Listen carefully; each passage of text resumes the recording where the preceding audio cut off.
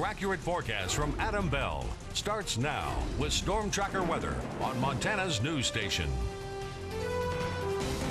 Well, welcome back. Everyone's talking about all the fires burning in southwest Montana. The three that we are concerned about, the antelope, the pony, and the bear trap, all still growing thanks to the strong winds that we had today. Significant winds, in fact, 50, 60 mile an hour gusts carried a lot of flames and helped to make these fires grow very quickly throughout the afternoon hours today. The good news is we are going to start seeing some relief from that. But in this next 2 hours, still looking under a high wind warning still across the region, including Gallatin, Madison, and Beaverhead counties. Madison County in particular, that's where the pony fire and the bear trap 2, it's actually the second bear trap fire we've had in 2012. So the strong winds are going to continue throughout midnight tonight.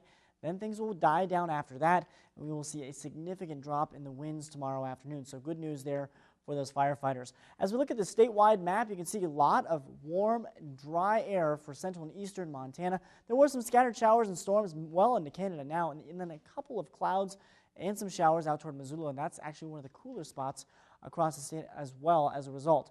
Numbers-wise, in terms of winds out there, we have significantly dropped our numbers, single digits in miles per hour from Butte down to Bozeman. Dillon's still in the low 20s, but expect these numbers to drop down to about 5 to 10 miles an hour overnight tonight. Then tomorrow, picking up about 10 to 15, maybe some 20 mile an hour gusts, but nothing like what we had earlier today. Clear and breezy over at Gallatin Field, a west wind out at 5 miles per hour. We did get into the upper 80s today.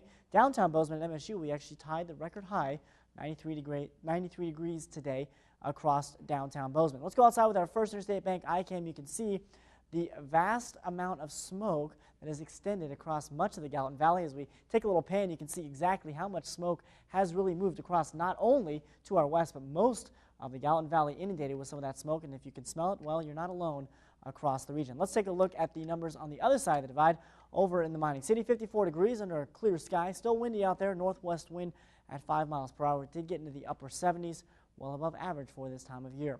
You can see a very vast, wide variety of temperatures, upper 70s to 70s, 60s, 50s, and even some 40s in far western Montana. So we have a front moving through with some cooler air behind it. Also another good reason the firefighters are looking forward to tomorrow for those cooler temperatures, along with the lighter winds as well. So we do still have a chance for some showers in far northwestern Montana with this wave of energy, but the clouds will eventually lift. So any clouds you saw today that weren't smoke, we won't be seeing any more clouds tomorrow. We're looking at mostly sunny skies for the next several days across the region as we have high pressure really dominating our weather. But then we do have a storm system off to the west. We'll keep an eye on that for early next week. I'll talk about that in my 7-day forecast. But for tonight, expect very cool numbers, upper 30s to low 40s. Breezy early, still 15 to 25 mile an hour winds, but dying down overnight tonight. The winds are going to be 5 to 15 for the highest tomorrow afternoon.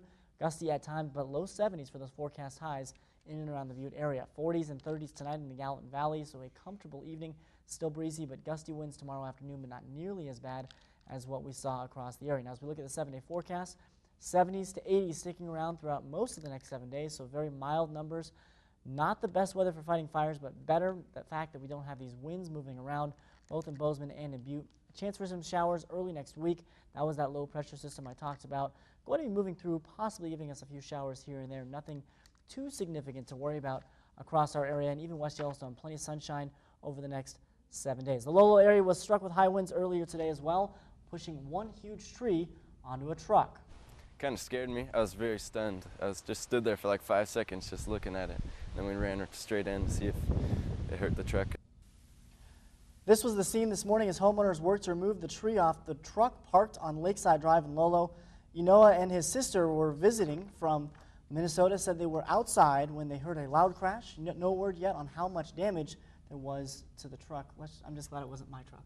That's all I can say. You got a heart of gold there, Adam. Heart of gold. Heart of gold. It's all about my truck. That's exactly right. Ted Dawson's Sports Talk is coming up for you.